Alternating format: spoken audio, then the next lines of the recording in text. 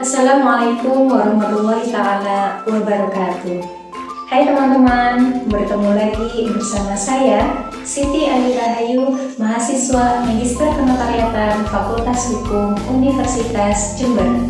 Jika pada video sebelumnya kita telah membahas kantor notaris dan segala fasilitas yang harus ada di dalam kantor tersebut, maka kali ini saya akan mencoba untuk menjelaskan terkait 7 buku wajib notaris yang harus dimiliki ketika menjalankan jabatan kenotariatannya. Dasar pengisian dari ketujuh buku wajib ini yaitu terdapat di dalam pasal 58 ayat 1 Undang-Undang Nomor 30 Tahun 2004 tentang Jabatan Notaris. Lalu, apa saja sih ketujuh buku wajib tersebut? Mungkin di sini teman-teman bisa lihat ada gambaran atau contoh dari ketujuh buku wajib yang harus dimiliki oleh notaris. Yang pertama ada buku daftar akta. Yang kedua ada kleper buku daftar akta. Yang ketiga ada buku daftar surat di bawah tangan yang disahkan. Yang keempat ada kleper buku daftar surat di bawah tangan yang disahkan. Yang kelima ada buku daftar surat di bawah tangan yang dibukukan. Yang keenam ada buku daftar wasiat. Dan yang terakhir yaitu yang ketujuh ada buku daftar protes. Nah, ketujuh buku wajib ini pada biasanya dikeluarkan oleh Ikatan Notaris Indonesia atau yang biasa disingkat dengan INI. Akan tetapi, dalam video kali ini saya akan menjadikan ketujuh buku wajib ini hanya sebagai contoh atau gambaran saja. Lalu bagaimana sih pengisian dari masing-masing satu persatu dari ketujuh buku wajib ini? Yuk kita pelajari bersama-sama. Oke teman-teman, ini adalah buku pertama yang wajib dimiliki oleh notaris, yaitu buku daftar akta atau yang biasa dikenal dengan buku repertorium. Sebagaimana kewenangan notaris di dalam pasal 15 ayat 1 Undang-Undang Nomor 2 Tahun 2014, jadi semua akta yang dibuat oleh atau di hadapan notaris di setiap harinya wajib didaftarkan dalam buku daftar akta ini. Jadi tampilannya seperti ini, berwarna merah, ada judul buku daftar akta dan ada lambang diterbitkan oleh Ikatan Notaris Indonesia. Kemudian di halaman awal buku, di sini bisa kita lihat pada setiap halaman awal itu pasti ada keterangan judul buku, yaitu di sini buku daftar akta. Kemudian ada keterangan jumlah halaman bukunya, yaitu di sini berisi 199 halaman untuk buku daftar akta ini. Kemudian ada keterangan nama notaris dan kedudukan notarisnya. Contohnya di sini Siti Ayu Rahayu SHMKN, notaris yang berkedudukan di Kabupaten Jember. Kemudian yang terakhir ada pengesahan langsung dari ketua MPD di tempat notaris tersebut berkedudukan. Contohnya di sini yaitu disahkan pada tanggal 1 Februari 2022 oleh Ketua MPD Kabupaten Jember. Ini. Kemudian untuk pengisian buku daftar akta ini berdasarkan pada pasal 58 ayat 2 Undang-Undang Nomor 30 Tahun 2004. Jadi di sini ada 5 kolom yang mana di setiap halaman dalam buku daftar akta dan buku lainnya itu pasti ada keterangan nomor halaman. Di sini contohnya ternyata pada bulan Mei tahun 2023 ini nomor halaman buku daftar akta itu yaitu halaman nomor 6. Kemudian di setiap lembarnya juga pasti ada teraan stempel dan paraf langsung dari ketua MPD di tempat notaris tersebut berkedudukan. Seperti ini contohnya. Kemudian untuk isi kolomnya di sini ada 5, yaitu ada kolom nomor urut. Nomor urut ini adalah dari awal notaris itu menjabat sebagai notaris sampai ia pensiun tidak akan berubah.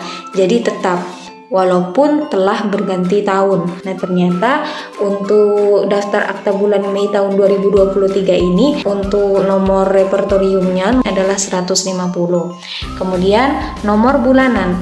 Nomor bulanan ini kenapa disebut dengan nomor bulanan? Karena setiap awal bulan pasti berubah, yaitu kembali lagi kepada nomor 1.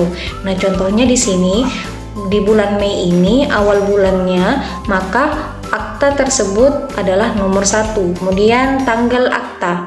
Di sini tanggal akta yaitu tanggal dibuatnya akta tersebut oleh atau di hadapan notaris. Nah, ternyata di sini akta tersebut dibuat tanggal 2 Mei 2023. Kemudian sifat akta. Nah, sifat akta ini adalah judul dari akta yang dibuat, yaitu di sini contohnya perjanjian pengikatan jual beli. Dan yang terakhir ada kolom nama penghadap dan atau yang diwakili atau kuasanya. Nah, di kolom ini dicantumkan nama penghadap baik pihak pertama maupun pihak kedua. Nah, di sini kan tadi aktanya itu adalah perjanjian pengikatan jual beli, maka dicantumkanlah pihak pertamanya siapa. Contohnya di sini Tuan Ahmad Yamin. Nah, dia itu mengadakan perjanjian pengikatan jual beli dengan persetujuan istrinya, yaitu Nyonya Bunga Lestari. Nah, kedudukannya di sini sebagai penjual, maka di sini harus dilengkapi seperti ini.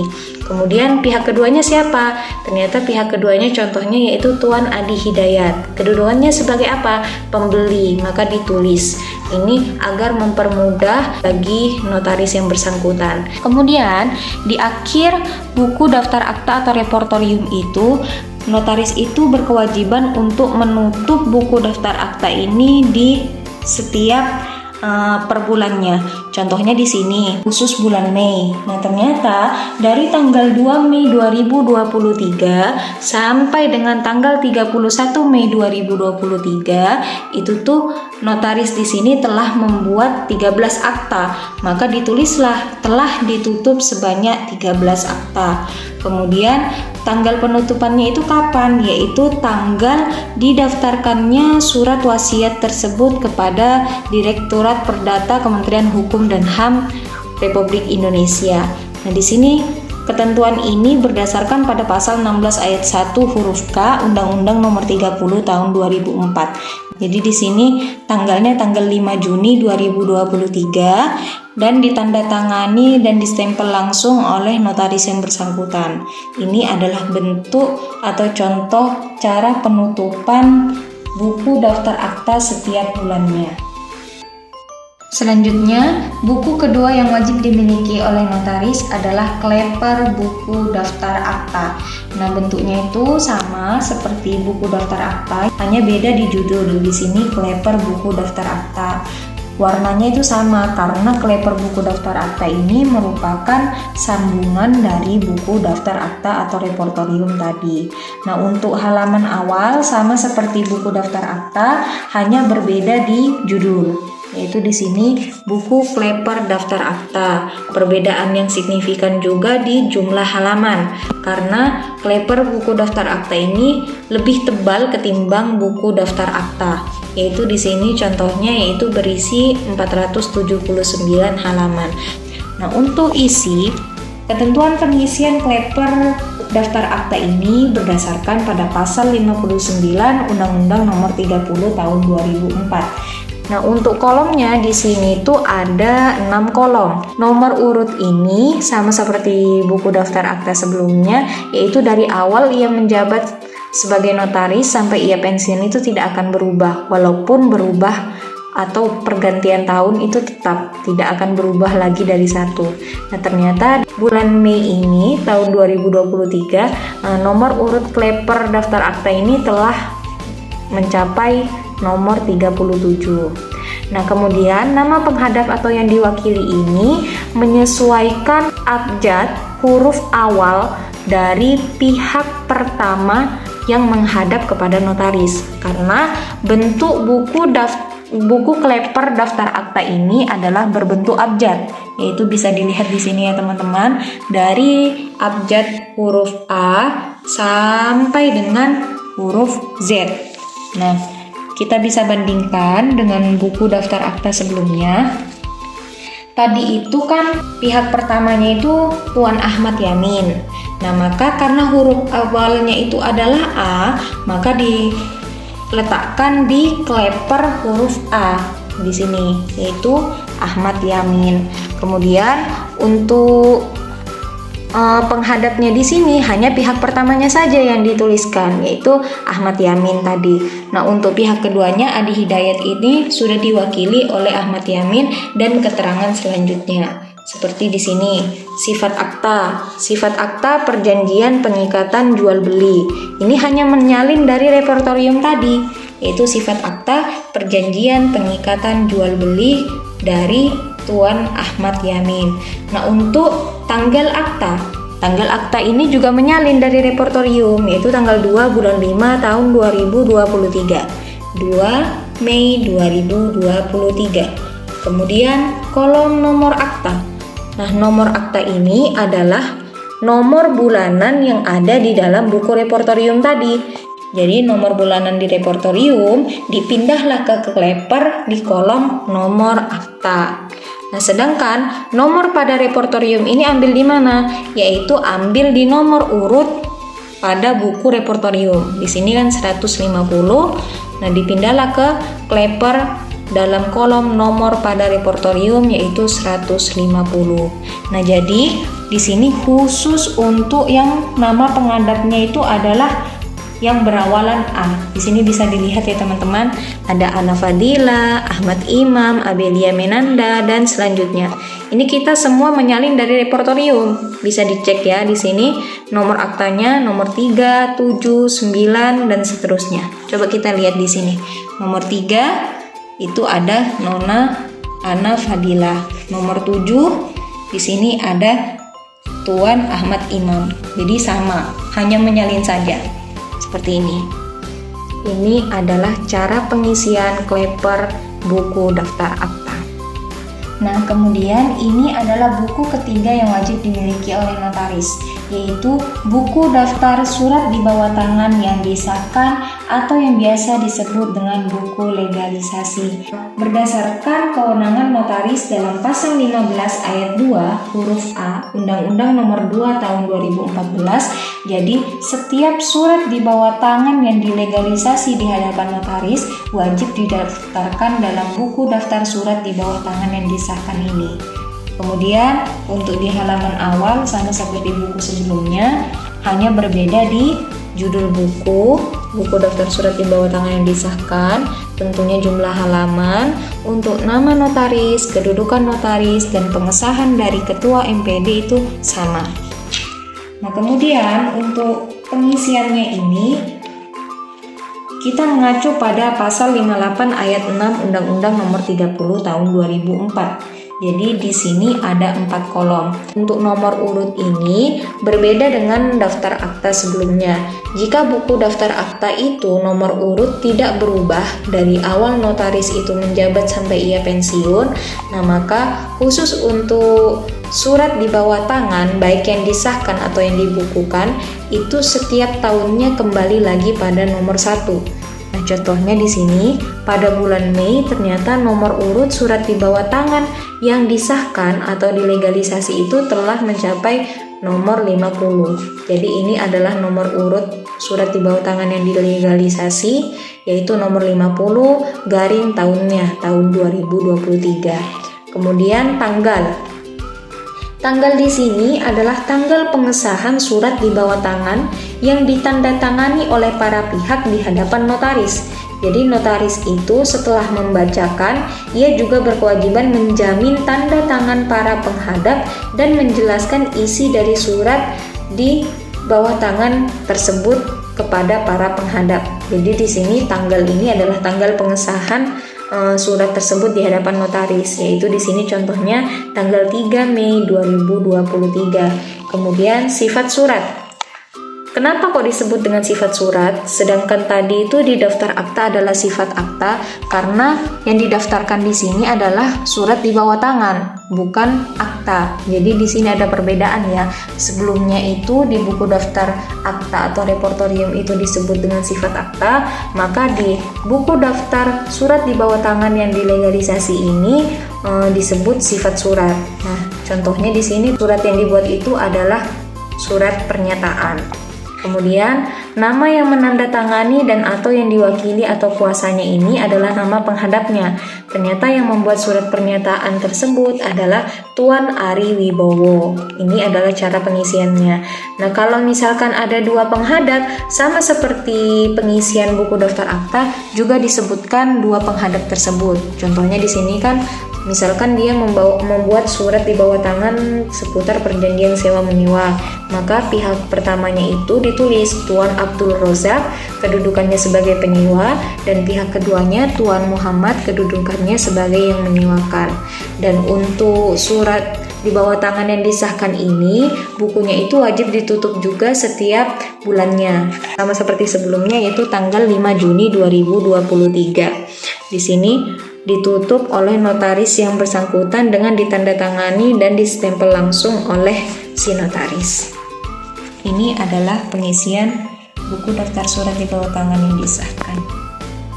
Selanjutnya, buku keempat yang wajib dimiliki oleh notaris adalah kleper buku daftar surat di bawah tangan yang disahkan. Nah, sama seperti kleper buku daftar akta, kleper buku daftar surat di bawah tangan yang disahkan ini merupakan kelanjutan atau sambungan dari buku daftar surat di bawah tangan yang disahkan sebelumnya. Jadi warnanya sama, yaitu hijau lumut. Ada judulnya kleper buku daftar surat di bawah tangan yang disahkan. Untuk halaman awal itu sama seperti halaman awal buku-buku sebelumnya, hanya berbeda di judul. Di sini buku kleper daftar surat di bawah tangan yang disahkan, ada jumlah halamannya, yaitu lebih tebal sama seperti kleper buku daftar akta. Nah, untuk isi kleper buku daftar akta, daftar surat di bawah tangan yang disahkan ini, cara pengisiannya ini sama seperti kleper daftar akta, jadi berdasarkan pada pasal 59 Undang-Undang Nomor 30 Tahun 2004. Nah, untuk bentuknya itu sama seperti kleper buku daftar akta, jadi berbentuk abjad dari huruf A sampai dengan huruf Z. Jadi menyesuaikan dari buku daftar surat di bawah tangan yang disahkan sebelumnya. Nah, untuk nomor urut ini sama, tidak berubah, jadi tetap. Nah, ternyata di kleper ini, di abjad A ini, untuk bulan Mei ini telah mencapai nomor urut 15. Nah, untuk nama penghadap atau yang diwakili ini menyalin dari buku daftar surat di bawah tangan yang disahkan sebelumnya. Kita bisa lihat ya. Tadi itu kan nama penghadapnya itu Tuan Ari Wibowo. Nah, maka disalinlah di kleper surat di bawah tangan yang disahkan itu ke abjad A. Di sini Tuan Ari Wibowo. Nah, sifat suratnya sama seperti buku surat di bawah tangan yang disahkan, yaitu pernyataan. Disalinlah ke sini ke dalam klepernya, yaitu di sifat surat pernyataan. Nah, untuk tanggal dan nomor pengesahan ini menyalin juga dari buku surat di bawah tangan yang disahkan. Di sini kan tanggal 3 Mei 2023. 3 Mei 2023. Nah, nomor urutnya nomor 50 tahun 2023, nomor 50/2023. Jadi di sini hanya menyalin dari buku daftar surat di bawah tangan yang disahkan. Nah, ini adalah cara pengisian kleper buku daftar surat di bawah tangan yang disahkan. Kemudian, buku kelima yang wajib dimiliki oleh notaris adalah buku daftar surat di bawah tangan yang dibukukan atau yang biasa disebut dengan watermarking. Nah, bentuknya itu seperti ini ya. Berwarna biru, ada judulnya buku daftar surat di bawah tangan yang dibukukan. Nah, ketentuan pengisian buku daftar surat di bawah tangan yang dibukukan ini telah sesuai dengan kewenangan notaris yang tercantum di dalam pasal 15 ayat 2 huruf B Undang-Undang Nomor 2 Tahun 2014. Jadi, setiap surat di bawah tangan yang diwarmarking oleh notaris wajib didaftarkan dalam buku daftar surat di bawah tangan yang dibukukan ini. Untuk halaman awal sama seperti buku-buku sebelumnya, hanya berbeda di judulnya, buku daftar surat di bawah tangan yang dibukukan. Kemudian untuk isi, di sini kita bisa lihat. Nah, untuk kolomnya di sini ada perbedaan dengan buku legalisasi. Jika buku legalisasi tersebut ada 4 kolom, Ternyata di sini di buku Warmerking ini ada 5 kolom. Di sini untuk nomor urut ini kenapa kok ditulis Rek 33/2023. Nah tadi itu kan kalau dilegalisasi kan hanya nomor urut tahun.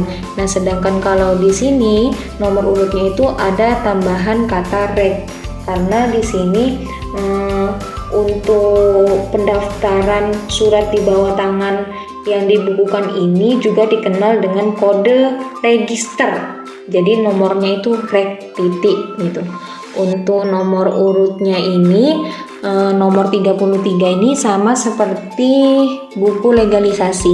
Jadi setiap tahunnya itu pasti kembali lagi pada nomor 1. Kebetulan pada bulan Mei ini untuk yang Warmerking ini sudah nomor 33 tahun 2023. Nah, tanggal surat. Jadi perbedaan legalisasi dan Warmerking ini sekalipun sama-sama surat di bawah tangan, legalisasi itu kan tanggalnya itu tanggal pengesahan surat di bawah tangan yang ditandatangani di hadapan notaris. Sedangkan untuk Warmerking ini, surat atau dokumen ini telah dibuat dan ditandatangani oleh para pihak sebelum dibawa ke hadapan notaris. Jadi ada tanggal surat dan ada tanggal didaftarkannya surat tersebut ke hadapan notaris. Jadi notaris di sini tugasnya itu hanya menjamin bahwa dokumen tersebut itu pernah ada dan bentuk isinya itu sesuai dengan yang disimpan oleh notaris. Jadi di sini tanggal surat ini adalah tanggal surat tersebut dibuat oleh para pihak. Di sini tanggal 7 Mei 2023. Sedangkan tanggal didaftarkan ini adalah tanggal surat di bawah tangan tersebut dibukukan atau diwarmerking oleh notaris. Di sini tanggal 9 Mei 2023. Jadi ada selisih 3 hari. Kemudian sifat surat ini adalah judul dari surat tersebut. Ternyata di sini contohnya notulen rapat pusat kegiatan belajar masyarakat atau yang biasa disebut dengan PKPM Citra Bangsa. Nah, untuk nama yang menandatangani dan atau yang diwakili atau kuasa sama, jadi para pihaknya itu ditulis. Pihak pertama Tuan Alif SPD, pihak kedua Nona Novi SPD, dan yang ketiga Tuan Rahmat SPD. Ini adalah cara pengisian dari buku daftar surat di bawah tangan yang dibukukan atau Warmerking. Nah, kemudian buku ke-6 yang wajib dimiliki oleh notaris adalah buku daftar wasiat. Nah, kewajiban membuat daftar wasiat ini tertuang di dalam pasal 16 ayat 1 huruf I Undang-Undang Nomor 2 Tahun 2014. Jadi, semua akta wasiat yang dibuat oleh notaris itu wajib didaftarkan dalam buku daftar wasiat ini. Tampilannya seperti ini, yaitu buku daftar wasiat sama ya seperti buku daftar akta. Jadi tampilannya sama berwarna merah karena buku daftar wasiat ini juga menyalin dari buku daftar akta, tetapi khusus akta wasiat saja yang didaftarkan dalam buku daftar wasiat ini. Untuk halaman awal sama seperti buku-buku sebelumnya, hanya berbeda di judul. Di sini buku daftar wasiat. Nah, untuk isinya di sini bisa kita lihat teman-teman. Jadi isi buku daftar wasiat ini lebih panjang dibandingkan buku lainnya. Kolomnya di sini bisa kita lihat. Di sini yang membuat wasiat ini kolomnya itu apa saja? Di sini ada nama lengkap atau dahulu bernama. Jadi nama pihak yang membuat wasiat tersebut. Contohnya di sini Sukiman Tuami. Nah, tempat lahir. Tempat lahirnya itu di mana? Ternyata di Jember. Tanggal, bulan dan tahun lahir pihak tersebut, yaitu di sini contohnya 15 Maret 1945. Pekerjaannya si penghadap itu apa? Ditulis di sini contohnya karyawan swasta. Nah, alamat terakhirnya itu di sini contohnya dia tinggal di Jalan Kalimantan 10 Jember. Kemudian untuk akta wasiatnya di sini ada 4 kolom, ada nomor akta, yaitu nomor bulanan yang ada di buku daftar akta. Contohnya di sini yaitu nomor aktanya nomor 3. Nah, tanggal akta di sini tanggal dibuatnya akta wasiat tersebut yaitu tanggal 15 Januari 2023. Nah, nomor repertorium di sini adalah nomor urut yang ada di buku daftar akta. Disalinlah di buku daftar wasiat pada kolom nomor repertorium yaitu nomor 115. Jenis akta. Akta wasiat itu kan ada 3 jenis. Nah, ada wasiat holografis, di mana wasiat holografis itu ada yang terbuka dan tertutup, ada wasiat umum atau akta partage, ada juga wasiat superskripsi atau rahasia. Ini bisa juga bersifat terbuka atau tertutup. Nah, untuk di kolom jenis akta ini wajib dicantumkan akta wasiat itu yang dibuat itu berjenis apa. Ternyata di sini contohnya itu akta wasiatnya yang dibuat adalah berjenis holografis terbuka. Nah, nama dan tempat kedudukan notaris yang membuat akta ini ditulis juga. Contohnya di sini yaitu Dr. Siti Ayu Rahayu SH MKN Notaris di Jember. Nah, untuk buku daftar wasiat ini wajib dituliskan setiap bulannya. Kemudian, ketika pada bulan tersebut tidak ada para pihak yang mendaftarkan akta wasiat, maka perlu diberi keterangan nihil. Contohnya di sini seperti ini. Pada bulan Februari sampai dengan April, yaitu Februari, Maret, April, ternyata tidak ada yang membuat akta wasiat. Maka ditulislah Februari tahun 2023 nihil. Jadi tetap wajib dilaporkan dan diberi keterangan nihil. Sedangkan ternyata pada bulan Mei ada lagi yang membuat akta wasiat. Seperti di contoh yang tadi saya jelaskan, di bulan Mei ini ada yang membuat akta wasiat. Kita bisa lihat ya, di sini nomor akta tanggal 12 Mei 2023, nomor akta nomor 5. Nah, di nomor bulanan di buku repertorium kita lihat pada nomor 5. 12 Mei 2023 akta wasiat yang dibuat oleh Nyonya Janda Jamilah. Nah, di sini kita bisa lihat Jamilah. Jadi tetap menyambung ya dari buku repertorium kepada buku daftar wasiat, yaitu akta wasiat superskripsi.